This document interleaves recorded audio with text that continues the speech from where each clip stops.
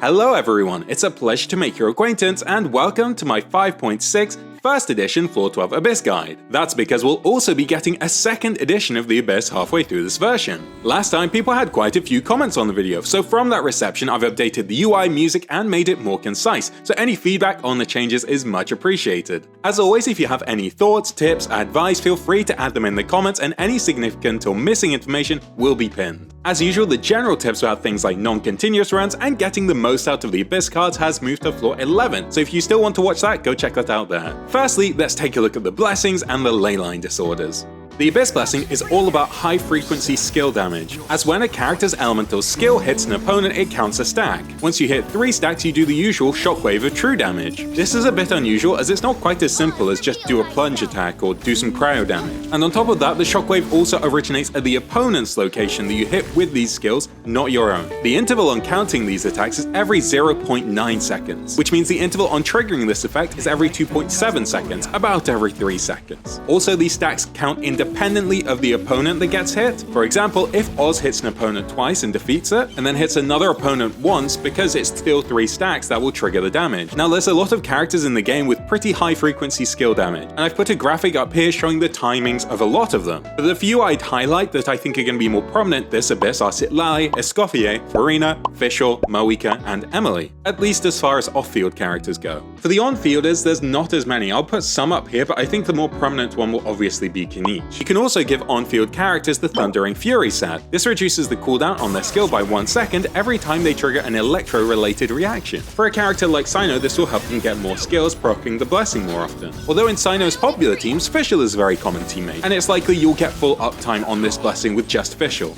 I also want to quickly point out that a lot of characters that use their skill to do damage don't necessarily do skill damage. From Moika to Clorand, although they use their skill to get into their damage state, they're not really doing skill damage. And lastly, Siegeween is also able to buff up some of your teammates' skill damage. That's enough about the blessing. What about the Ley Line Disorders? Well, in the first half we have a copy of Last Abyss's second half blessing, which is the cryo skill damage. As we said last Abyss, this applies to almost no characters, this time Escoffier being the exclusive character that can make great use of this. And on the second half we have a boost to elemental skill damage for Dendro characters. This will obviously work really well for Emily and Kinich, who are all about their skill damage. But at the same time, Nahida and Alhaitham can also make great use of this. Okay, I'm going to very briefly run through my key. Requirements are pretty harsh restrictions, recommendations will often improve your time but aren't completely necessary, and suggestions just make the fight easier but won't necessarily save you time. Okay, Chamber 12-1. Rather than going through a chamber as a whole, we're going to skip that and just look at the individual sides. So for first half, most of the time you'll be fighting 2 enemies at once, and the only important observation for picking characters is that the latter 2 enemies have higher animo resistance. So firstly, you're facing the Eremite Stone Enchanter. Soon into the chamber, they will summon their Spirit Omen Stone Drake. This Stone Drake has minus 50 geo resistance, so you can take geo damage to make the most of that, and it has about 30% of the health of the Stone Enchanter. When defeated, the Stone Enchanter themselves take 37.5% of their current health. On top of that, while the Drake is summoned, the Enchanter themselves has 50% extra resistance to all types of damage. So you should focus the Drake if you can, or hit them both at the same time, unless they're at really low HP, in which you can just focus on the Enchanter, because defeating the Drake is only going to do current HP damage. After you defeat the Drake, they take this damage and will also become paralyzed at 10 seconds and lose those earlier resistances, but further than that, for those 10 seconds, they also have minus 50 geo resistance. After that, you're fighting 2 local legend Wind Operatives. Grouping isn't really relevant in this chamber or the next, probably because they designed this Abyss with Escoffier in mind, and in her ideal team she doesn't fit an animo unit as a grouper, and so whenever you're fighting a pair of enemies they'll be conveniently placed right next to each other, and because they're local legends they're only frozen for 10% of the time they normally would be. Every 20 seconds or so they will perform a special attack called Hunt Down. You can tell this one because instead of a green mark underneath you it will be a reddish mark. Here they consume some of their own HP and attempt to put a bond of life on you. If they hit you with this attack they then regenerate 10% HP. On top of that, if you get hit by the Bond of Life, it will cause your character to slowly lose health even through a shield. And as usual, the way to clear a Bond of Life is by healing it. Though if you switch the character with Bond of Life to off-field, they will stop at about 5% health and it will be gone next chamber. Lastly, if you get hit by this attack while you have a Bond of Life, you take 250% of the damage of the attack. Quite deadly. Because there's 2 of them, they can do this attack sequentially. If you get hit by both of these, one will put the Bond of Life on you, and then when you're hit by the second, because you have a Bond of Life on you, it will be the enhanced version doing all that extra damage. Okay, let's take a look at the second side, and we're facing a brand new boss, the Lava Dragon Statue. Here I'll explain the mechanics later, but you definitely need Pyro application. I would also recommend not taking any Hydra or Cryo characters. It also might be smart not to make your team focused around Pyro damage, even though you need to have lots of Pyro application, or just lots of resistance shred. Why is that? That's because this thing starts with a base resistance of 150%, starting off in its Geo-Human form. As soon as you enter the fight, you will see this Fury bar just like the Terror Shroom next to its health bar. And the way that you increase this Fury bar is by applying Pyro to it. One Pyro application will do about 6.7% of the bar. Bennett's skill, because it's applying 2 units of Pyro application, counts for double, so you get 13.4%. And Pyro attacks that don't apply any elements, because not every attack does about 1.7%. And so this enemy will have 150% resistance until you filled up that Fury bar. That's why I said Pyro application is really important. Once you fill up that bar, it will then transform into the Molten Dragon form. This form, all those resistances except its Pyro resistance drop down to 45%. That's why I said you want lots of Pyro application but not necessarily be all about Pyro damage, because you'll still be facing those really high resistances. It also during this form gains a Pyro aura, which means it will always have Pyro on itself. This means you'll be able to trigger a lot of overloads with Electro characters, or Dendro characters that want burning will be able to keep it up very easily. On the other hand, using a character like Mualani here can be quite dangerous. That's because the bar starts at 20%. To fill up this bar this time, you do the same thing, but all those values from before are halved. You'll need double the amount of Pyro. And the reason I recommended not to take Cryo or Hydro is because any hits of Cryo or Hydro will reduce that bar by 20% per hit. So while you might be able to get away with Mualani if you have a lot of Pyro application, it's still risky, because as soon as it reaches 0% on that bar, it will revert back to its Geo-Human form, which has all the high resistances. And when it reverts, the bar resets to 0, so you'll have to fill it all up again. On the other hand, if you do have a lot of Pyro application and manage to fill up the bar when it's in the Molten Dragon form, once it reaches 50% in that bar, it will take 15% true damage of its current HP. At 100%, it will take another 15% current HP damage, and so 30 current HP damage in total, which is significant. And then when you filled up that bar in the Molten Dragon form, it will transform into the third form, which is the Overburn form. In this Overburn form, all of its resistances, including Pyro, are all dropped down to 10%, which is nothing. It will be completely paralyzed for 17 seconds, which means you have this window of damage to do all the damage you can. During this form, it has no bar, there's no penalty for using Cryo or Hydro characters. As soon as this form has ended, it will revert back to its Geo-Human form. You'll start the whole process again, which means you might want to keep it in the Molten Dragon form to make sure it stays at those 45 resistances the whole time instead of going back up to 150.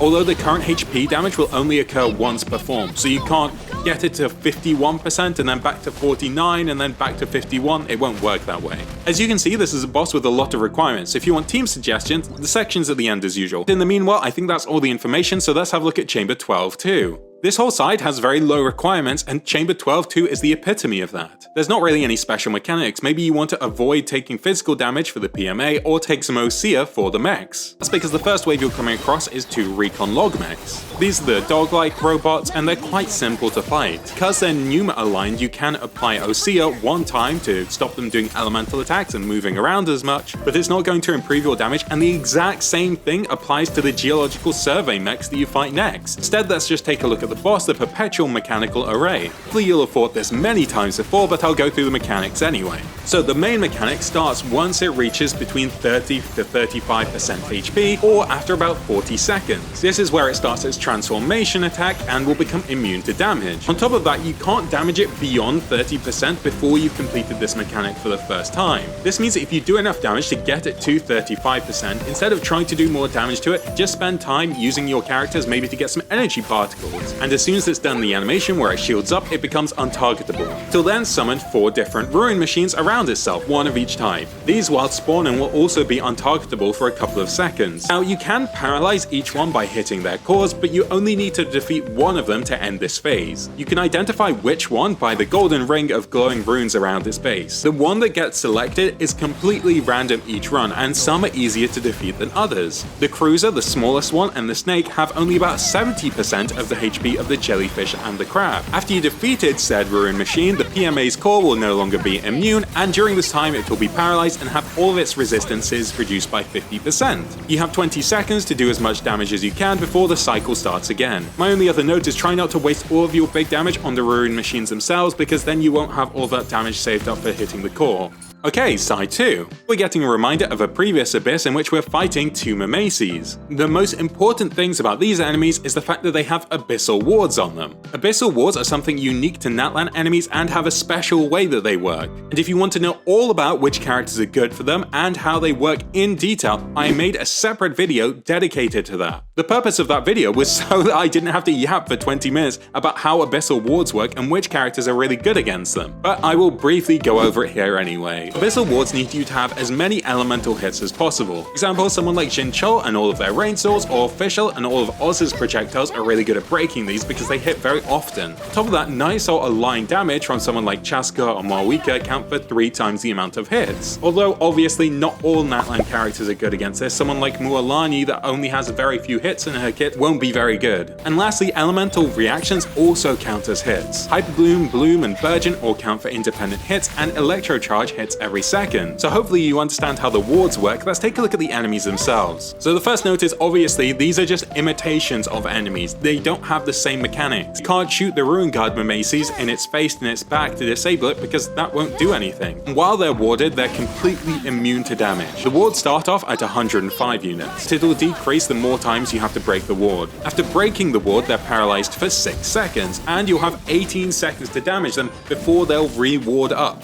They also have a unique type of damage called attrition damage that they can do. Attrition damage will apply a debuff to your character and then do damage to that character a little bit later based upon their max HP, completely ignoring shields. Not all attacks apply the attrition mark, and you can tell which ones are going to apply attrition because before it performs the attack, it will flash up the wings or leaves of the Mimesis behind it. If you know the timings and you know how the wards work, you break the ward, then you do all of your big damage, and hopefully you get through this chamber, and we can have a look at 12-3. On the first half, you're facing a Ruin Grader and a Wayob. You won't want physical damage because of the Ruin Grader, and you won't want electro damage ideally because of the Wayob. Alongside that, if you're not able to break the Wayob's wards, you can take some elements that are good against electro wards. But let's take a look at the mechanics. The Ruin Grader is quite simple. You can either hit its eye or its ankles when they're glowing to interrupt its current attack. Hitting the same weak point twice will cause that weak point to be disabled for about 20 seconds, which will stop it from being able to perform certain attacks associated with that weak point. Both weak points are disabled, it will take a seat and become paralyzed until it's able to reactivate one of those weak points. The only annoying mechanic it really has is if you're too far away from the Ruin Grader, it will charge to you in one direction until the animation ends. You'll then have to go and chase it, so try to position yourself near the Ruin Grader and not distance yourself too far. I also want to make sure your energy's filled because afterwards you're facing the Thundering Wayob manifestation. Just like regular Wayobs, after about 5 seconds, it will create an arena around itself that constantly drains your whole party of energy. It will also summon a ward on itself and you'll have 13 seconds to break it. Of course, Marwika doesn't use energy, so you don't have to worry about her. And as you have 5 seconds before this, you can preemptively cast your bursts in preparation. So for characters like Bennett who really need to burst where the enemy is, you might want to collect all of their energy beforehand. For a character like Zhangling, you can just distance yourself and cast your burst outside of its ward area, but it's not like you're going to be able to get many energy particles to get your burst back if you don't have it already. You can also stagger it or freeze it out of this mechanic. Keeping it frozen can stop it from casting its ward in its area altogether, and staggering it can also stop it from doing this, though that's a whole complex issue in itself. I did consider making a full video on this because there are particular characters that can consistently knock it back, interrupting it before it's able to cast its ward. The problem is that it has a really high interruption resistance while it's spawning, to fractions of a second before it starts its animation to do the ward. Once it started that animation, you can't stop it. It is, as I said, a fraction of a second where you're able to cast abilities and stagger it. This is when its wings are at its lowest. If you want to repeat it, try to get it for hours, feel free to give it a go, as it not warding up can have a significant effect on your run. Put a list of a lot of abilities that can do it here. But keep in mind, if you do manage to stagger it, there is just another 30% chance that it decides to do this attack again and summon another ward straight away. So it's very much a last resort thing, and you can see why I didn't want to make a video on it. Anyway, to get back to the main mechanics, while you're in the area of the ward that it's summoned and it's draining your energy, you get a large damage boost to compensate. 120% damage, and if you're doing nice online damage, that's further boosted by another 60%. And the white ward it creates on itself is just a damage ward, not an elemental one, worth about 112% of its own max HP. The ward is also not affected by things like amplifying reactions, such as melt or vaporize. On top of this, it can't be petrified or frozen while it has the ward. If you don't manage to break the white ward in that time frame, it will summon an electro ward worth about 23 units. This scales depending on how much of the white ward remains. So if there's only 50% of the white ward left, the ward will only be half as big, so 11.5 units instead of 22.8. If you manage to break the ward though before the mechanic is over, you'll be refunded a huge amount of energy particles. I think 45 worth 2 energy each, so 90 in total, which will likely return all of your bursts. As usual, the character catching the particles will get more value from those particles. But when you break either the ward or the shield, it will then be paralyzed for about 5 seconds. Okay, on to side 2, and it's the return of the Papilla here. So again, you need to know how to deal with those abyssal wards I talked about in 12.2. You want something with a lot of hits and optionally night soul damage to aid you further. Again, reminder, there's that whole 20-minute long video going in depth on how to beat these. Okay, so the Tenebrous Papilla you're facing itself is a type 2. That means it will transform into the Genki, Geobishop, and 3 different hypostasises, the Cryo, Electro, and Hydro. And it will start off with 70 resistance. Almost straight away into the chamber, it will start the ward mechanic, where you need 72 separate instances of damage to break it. You will have about 13 seconds to break it in.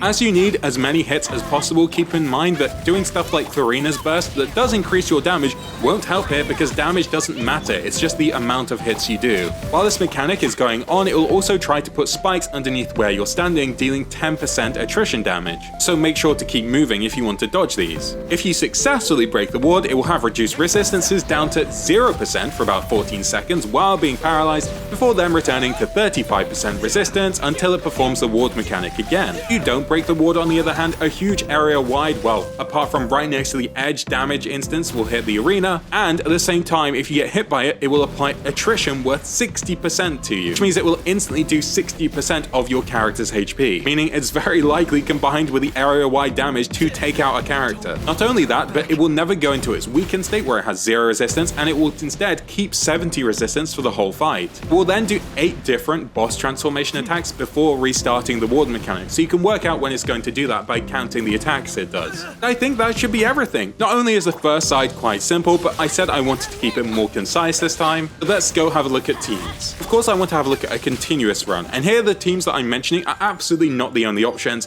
They're just characters that I think would be convenient to play this Abyss, probably have the most advantages given to them. As always, play what you like, and if you need more ideas of different teams or suggested compositions, there's lots of great YouTubers who put up their own runs throughout the Abyss phases. Again, I'm also making this section a bit shorter. Let me know if you prefer it or if you liked seeing all the different archetypes discussed. So on side 1, the major constraints are that 1, we have the Blessing, meaning skill damage frequency is important, and we have the Ley Line for cryo skill damage. We're never facing more than 2 enemies at once. You have a bunch of elemental suggestions, but because it applies to so few characters, I wouldn't say they're very strict. So this side is really pretty free to play what you want. So instead of going through all the different teams you could play, I'll just suggest the ones that will do extra well. And obviously that's going to be freeze teams, because that includes escoffier. Escoffier does all cryo skill damage, so you're making the most of the Blessing and the Ley Line. Resistance Shred also only applies really in single target or where there's very few enemies next to each other, which is exactly the enemies you're facing. No resistances to cryo damage, and you can freeze the Wayob. Freeze teams in general will be pretty good. Alongside with escoffier, it's highly suggested you take Farina, because that's her best partner in crime, I mean cooking. And then with the combination of escoffier and Farina, you can slot in almost any other Hydra or cryo damage dealers. Whether that's Neverlet, Ayaka, Ganyu, Ridley, it's very flexible. You could also theoretically play a melt team with escoffier, because you still get the skill damage. Admittedly, she won't be buffed anywhere near as much, but you could use Malwika or Adakino here. As I said near the start, there's really not many restrictions on this side, so I'm not going to give you any other suggestions. If you have a team you really like but haven't been able to play it because of certain mechanical restrictions, this is definitely a side to play that team in. Fortunately, side 2 is the opposite story. We're not going to have many suggestions here because of how restrictive it is. You have the Blessing for skill damage, and you have the Ley Line for Dendro skill damage. Need a lot of Pyro application, and you probably won't want to be bringing Cryo or Hydro application, because otherwise for that first chamber, they're not going to do anything for the majority of the time. Then you're facing lots of Abyssal wards, so Night Soul damage and lots of hits is very useful. So obviously, the banner character Kenichi is going to be very good here. Kenichi is doing almost entirely skill damage, and burning itself as a reaction really helps with that Pyro application. On top of that, because Kenichi is doing Dendro damage, you're not reliant on the Pyro damage. You're able to make the most of the reduced resistances in that second form, in the dragon form of the Lava Golem. Kenichi is all Night Soul damage for the Abyssal wards. He was one of the best characters at dealing with them. That's without mentioning how affecting burning was. The fact that it does 4 hits every second while it's up, you'll be able to shred through those Abyssal wards in no time. Emily fulfills pretty much the same things apart from the Night Soul aligned damage. You do skill damage, burning teams, a lot of Pyro application, all the same stuff as Kenichi, and you can pair them together very nicely. That's the obvious ones. What other options do you have? So if we take out the necessity of Dendro damage, you have Overload teams will be really good. And at the core of all of these Overload teams is Chevreuse. I see a lot of people not building Chevreuse because they say she's C0, but that's not true at all. C6 admittedly does improve your team's damage a lot, but even at C0, she's still a very competent character, enabling you to play teams you wouldn't be able to otherwise. One of the key components of a lot of Overload teams is Fischl, and Fischl really helps out this Abyss. That's because Fischl applies an extraordinary amount of hit, especially if you have high constellations on her. Coordinated attacks with C6 with a character like Arlecchino or Yoimiya or Clorant are really helpful. The amount of hits they do will break those Abyssal wards much faster. On top of that, every time you're proccing an Overload, Fischl is doing another hit because of her 4th Ascension passive. You can replace Fischl in these teams with Auron to fulfill a similar role. That because they're doing Night Soul line damage, they'll be helpful for breaking those Abyssal wards. The one condition for Auron to work in Overload teams is that you need one character in the team to be also doing Night Soul line damage, because that's the alternative way of triggering some of his damage instead of Electro Charged. You can also use Malwika as an on-fielder or an off-fielder in these teams, as she's able to practically break these wards on her own. Keep in mind, if she's your main source of damage, you'll struggle a bit more against the Lava Statue because of that really high Pyro resistance. That applies to all Pyro carries in these teams. Because you're using a Pyro on-fielder, you might fill up that bar faster, get the percentage current held true damage more, and you get it to its weakened phase faster, but instead you'll be facing more higher resistances. Alternatively, you could play an Electro Driver, where you'll face significantly less resistance, but the bar might take a bit longer to fill up.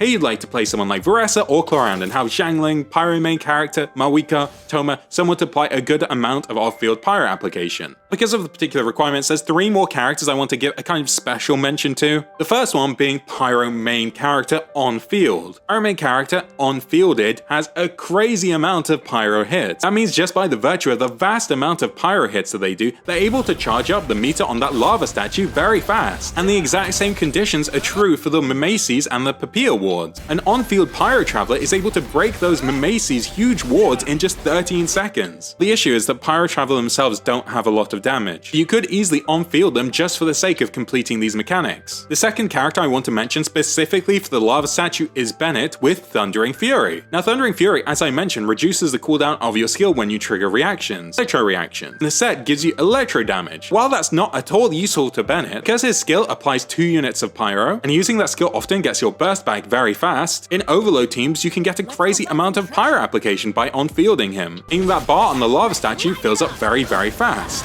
Though again, unfortunately, the same thing applies here to Bennett as it did to Pyro Traveler, in that on-fielding them doesn't result in a huge amount of damage. And lastly, we have Chaska. Chaska's able to destroy the Mimesis and Papilla wards really fast, and you can take exclusively Electro and Pyro damage in her teams. Here obviously you're not able to bring Chevreuse because she's Anemo, so that resistance shred from Chevreuse won't work. There's also 2 additions that I want to make to the team building section that I only really realized after testing. The first being Mualani. Because Mualani relies on vaporizers, she wants her to be a lot of Pyro on the enemy. And to do all of her abilities in one rotation, she has very few hits, only about 4. That means if you have good Pyro application or burning uptime to generate a lot of points in that bar, you can manage to keep it in that second state and not revert even though you're doing Hydro damage. Though in some of her teams she runs a second Hydro like Farina or Yelan. You won't want to do that here, that would be too much Hydro. The other team I wanted to mention was Mono Pyro. This is a good alternative if you don't have Chevreuse built built, but you still have lots of strong pyro characters. Here you bring something like Bennett, Xiangling, an attack scaling pyro carry, say Arakino, and someone with resistance shred like Kazuha or Jillanen. This has lots of pyro applications, so it can really quickly get you to that third form. For the Papilla ward, if you infuse Xiangling's abilities with Bennett C6, normal attacks do a lot of hits, especially on the 4th hit, which has 4 hits. That alongside Guoba and your burst is enough to break the Papilla ward.